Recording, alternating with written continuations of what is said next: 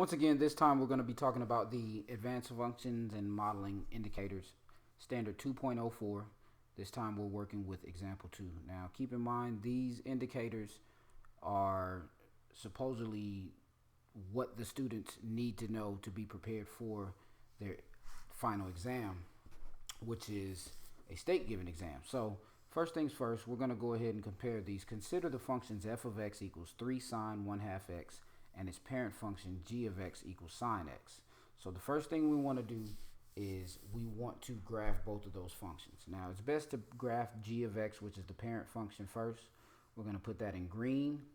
And g of x, we need to know some things about this graph. We need to know the amplitude, which in this case is usually a, if there's a number in front of the sign.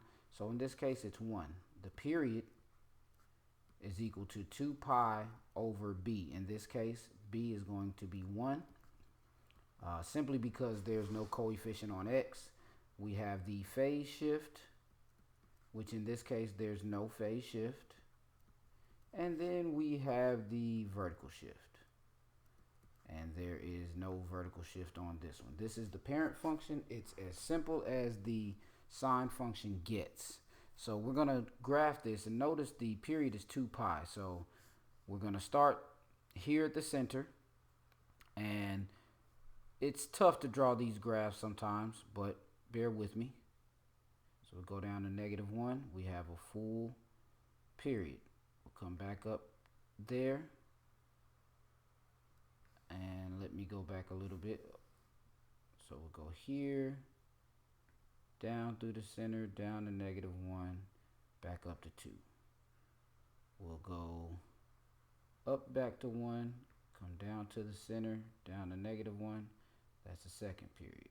We'll go up again, down through the center, same thing again, and that is how that graph looks.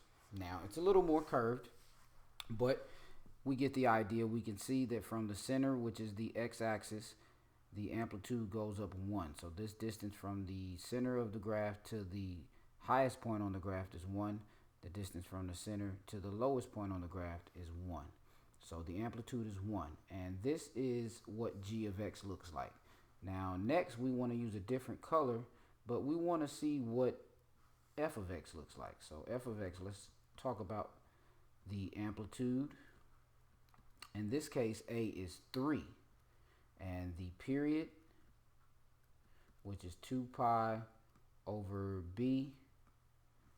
And in this case, we don't have to put the b there, but it's 2 pi over 1/2, okay, which is technically 2 pi over 1 times 2 over 1.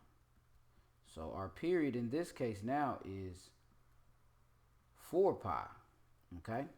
The phase shift in this case equals none.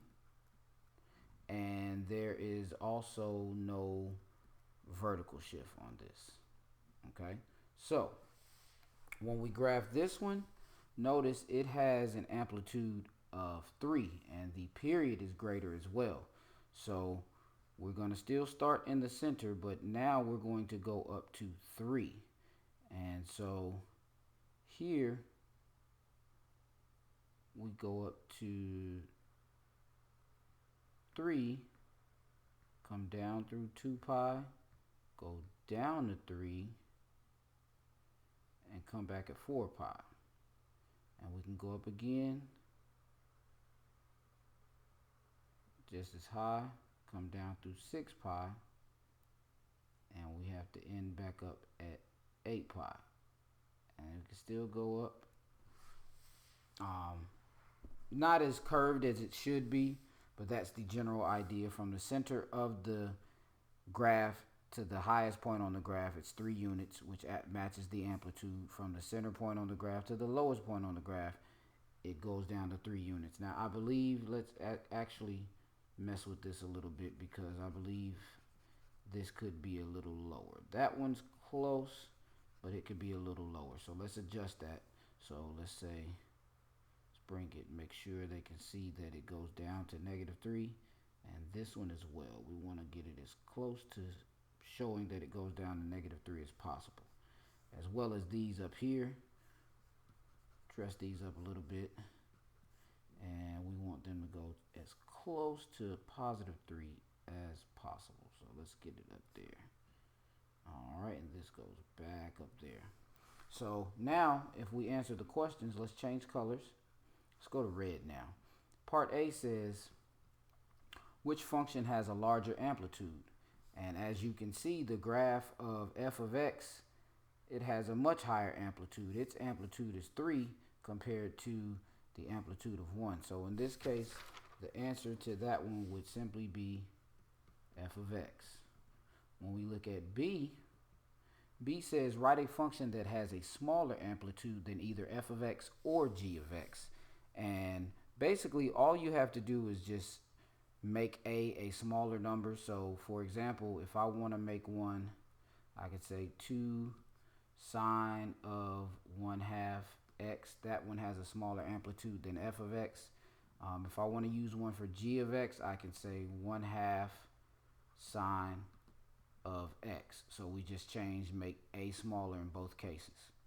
Now in part C, it says write a function that has a longer period than either f of x or g of x. And in this case, basically, we just need to change the coefficient of x. If it says a longer period, then we actually need to make that smaller. So in this case, I can use 3 sine of, and actually, let's see, I can use 3 sine of 1/4 x, or I can say the sine of 1/3 x. In both of those cases, the period would be longer. Now, I noticed that I did make a slight mistake. I forgot to put my x up here. So that should be 1/2 x there, okay? And now going on to D. Now the answers for B and C vary. Like I said, the main thing is in B, you have to make a smaller, and in C, you actually have to make this fraction b smaller. Okay. Part D, it says if k of x is equal to 3 sine of 1/2 x minus pi over 2 plus 1, describe the transformation from f of x. Now, what I'm going to do is I'm going to separate D into the next example because we're going to have to draw both of those graphs as well to compare that.